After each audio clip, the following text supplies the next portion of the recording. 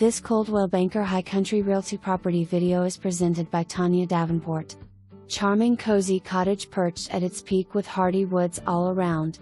This architecturally designed low-maintenance cedar shake vinyl siding home provides 2 bedrooms and 2 baths with space for an additional bedroom downstairs.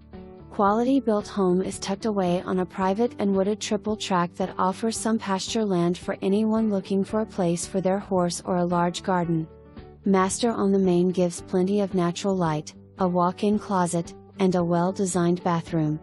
The galley kitchen with tasteful tile, gas stove, and large pantry also has doors leading to a private deck for hours of peaceful planned family time. The presently used sitting area downstairs can be used as a massive office/library with its built-in bookcases and work area. With over an acre of the fenced-in property, there's worry-free time for pets to explore. Walking distance to public trout fishing on the well-known Toccoa River located at Curtis Switch Bridge. For more information.